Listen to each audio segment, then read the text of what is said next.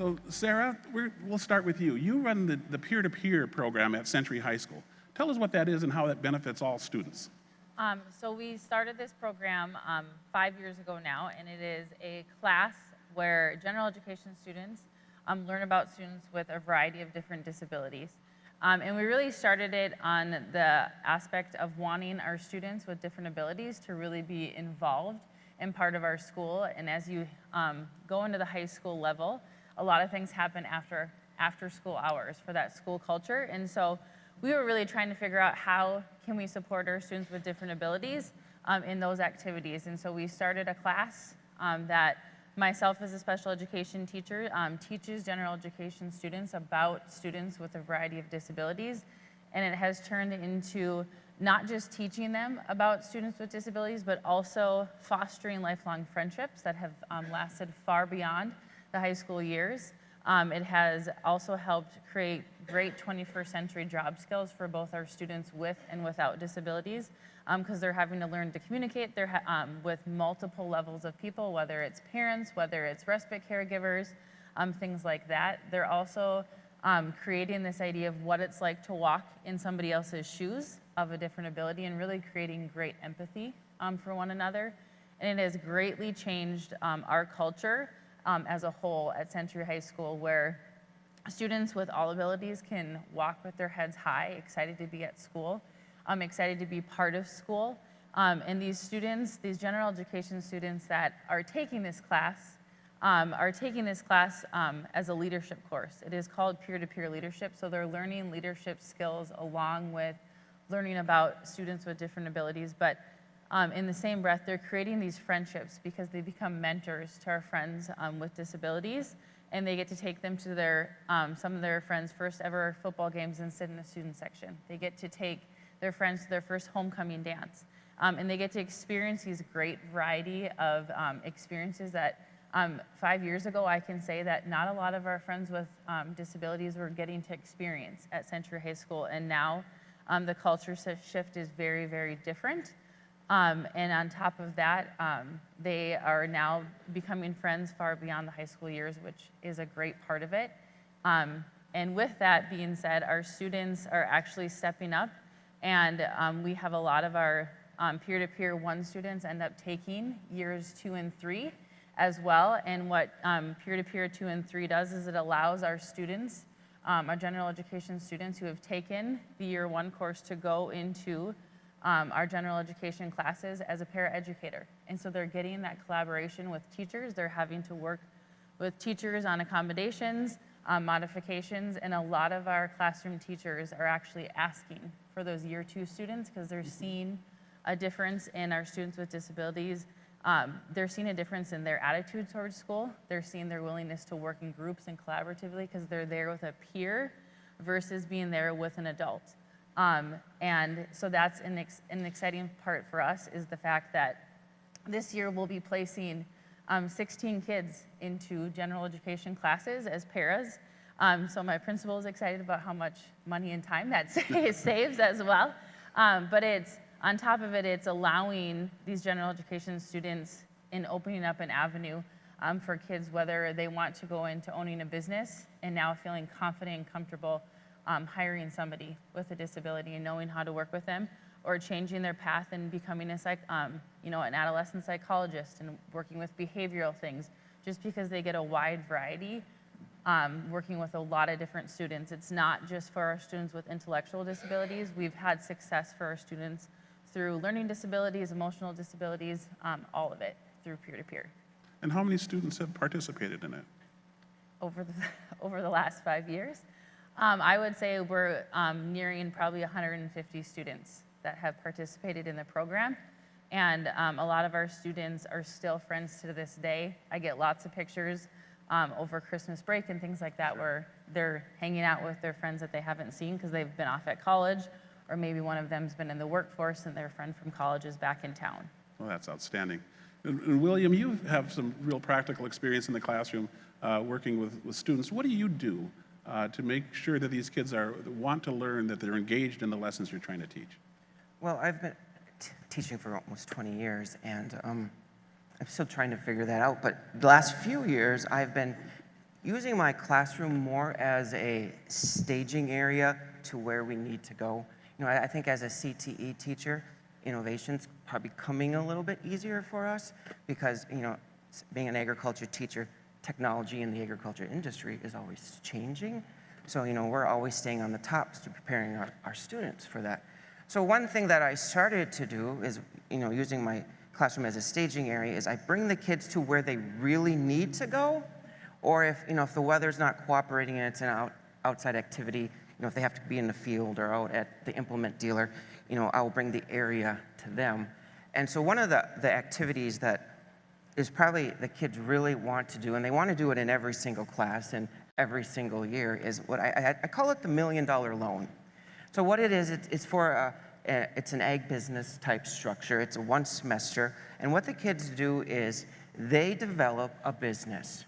You know, it can be anything in the agriculture industry. And so what makes it unique is that I only act as like an advisor, but I bring in, for example, when they talk about getting the loan, I bring in the banker, or we go to the banker, whatever works a lot easier. When we talk about insurance, I bring in the insurance agents. If they're buying equipment, I bring in the implement dealer. If they're going to grow a crop, I bring in an agronomist. So all I'm doing is finding them the connection. And the business can be anywhere in the United States. We have had Three Amigos Donkey Farm in Kansas. We've had the White Bison Distillery in Kentucky, and we had the Mountain View Herbals in Washington. And so what we do is we find land that is actually for sale. We call that realtor. We explain what we're doing, and she works with the kids on how to buy land. If they have to clear land, they call like the timber person in that area, how much is it going to cost to clear the land? Then they have to go through their cash flow. They understand budgets. They understand inventory. All it takes to run a business. And we go to the banker, and the banker treats them like a real customer. And so bringing, I think, the real world to the students keeps them more interested in the activity.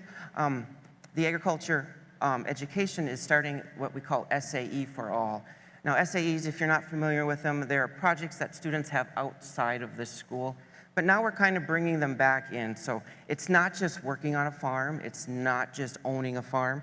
It's anything. It could be agri-science. It could be ag business. So what we're doing is teaching the students the possible careers for them, making it more relevant versus just going out, oh, you mow the lawn, I'm going to go visit you and watch you mow the lawn. Mm-hmm. So my plan is for this, since it's going to be new this year, I'm bringing in the industry people, and the kids actually will conduct an activity.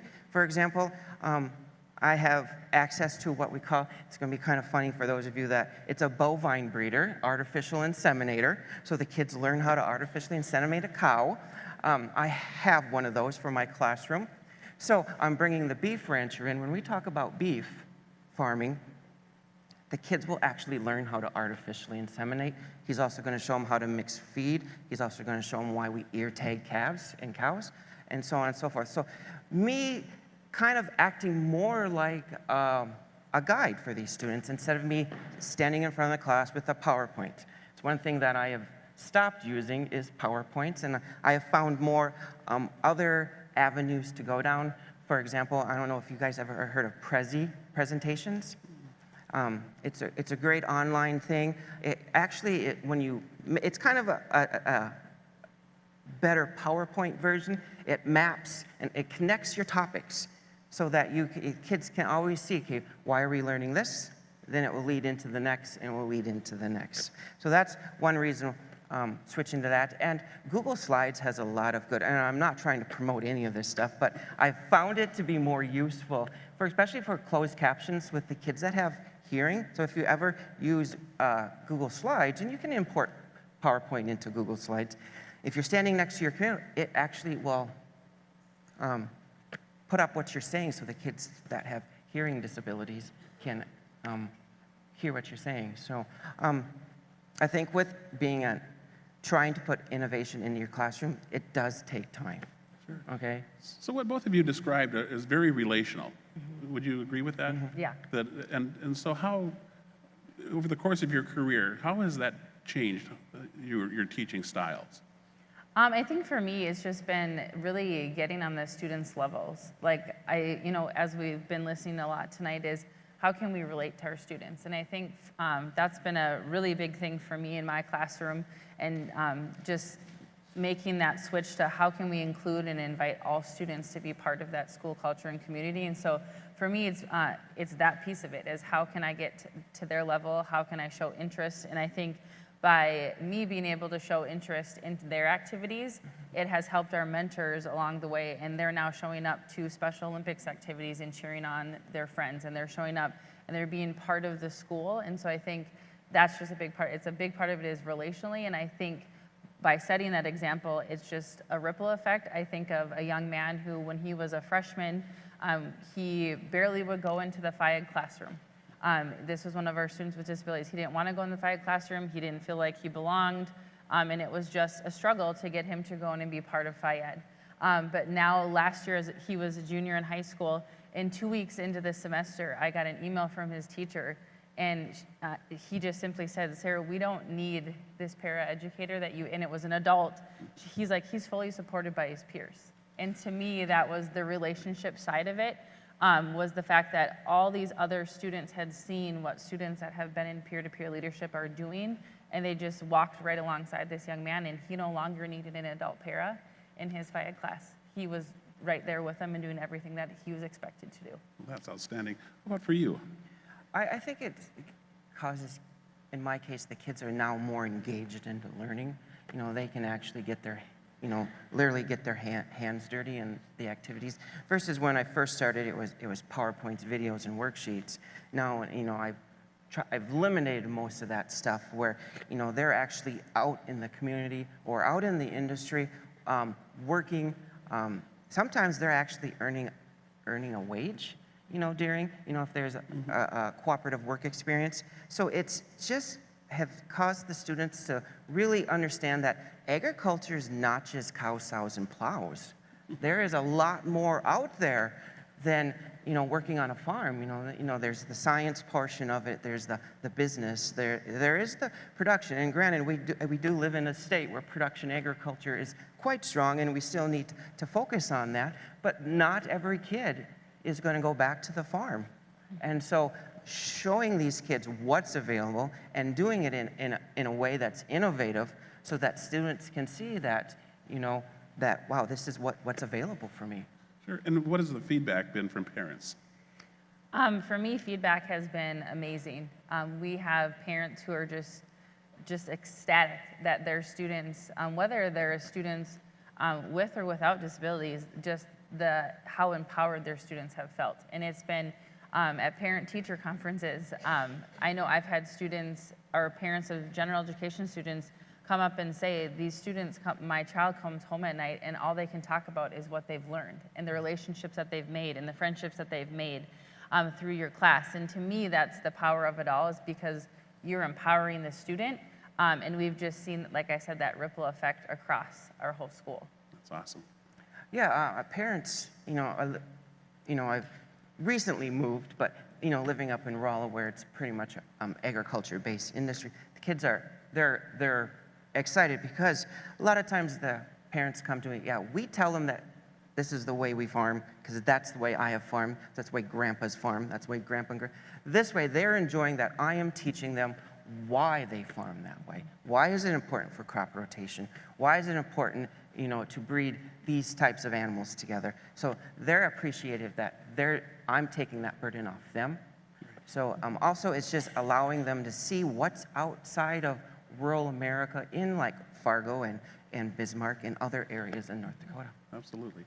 Well, listen, I want to thank you both for joining us today. You are both outstanding in the work that you do, and the work you do is the most important work we do in North Dakota. So thank you very much. Thank you. And thank you all.